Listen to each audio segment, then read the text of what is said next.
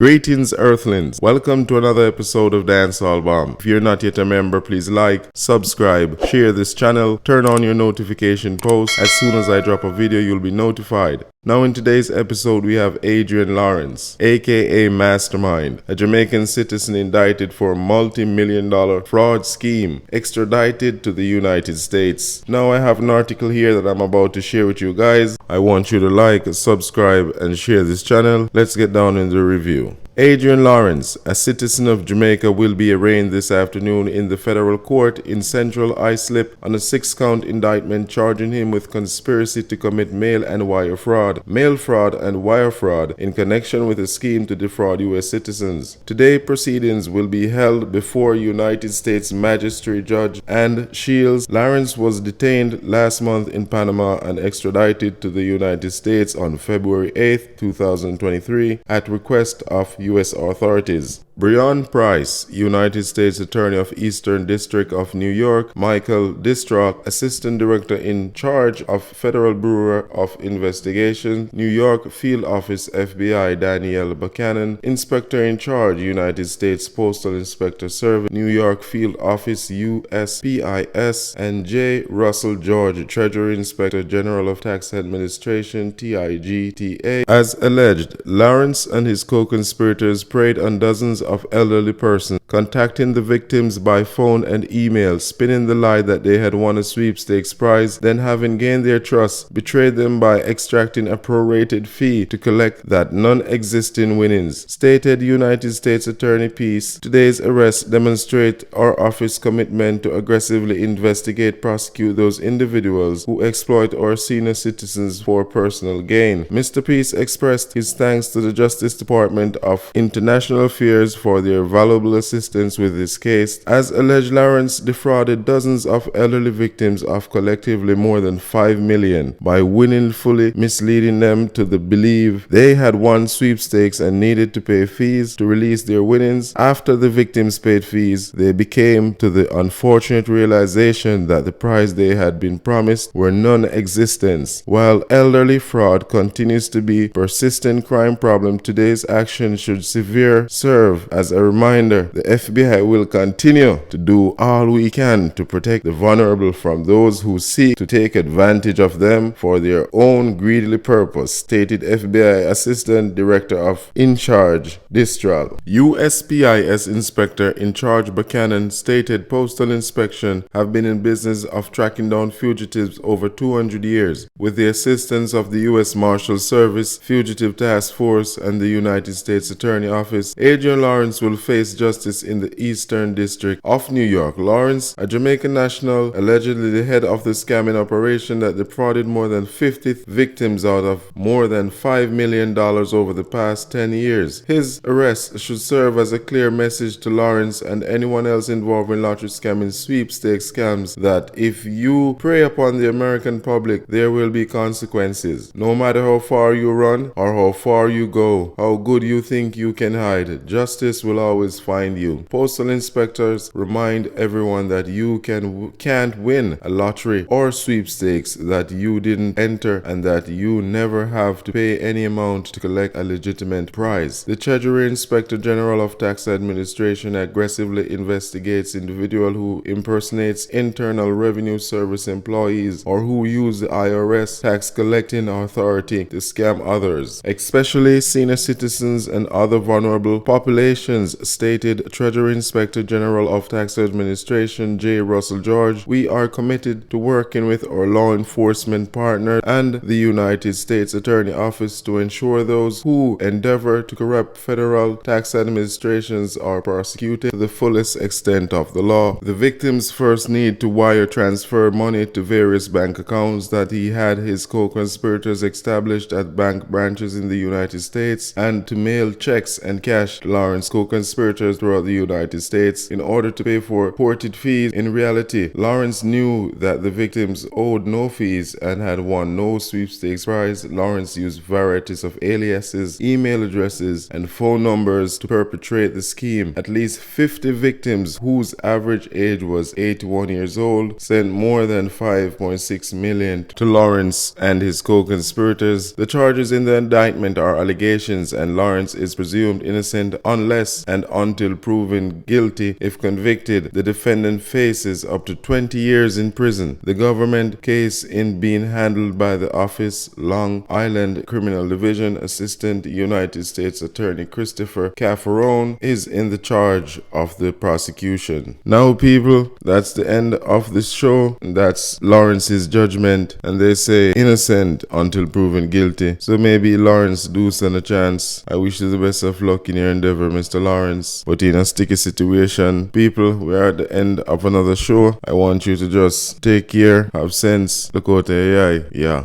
I'm out.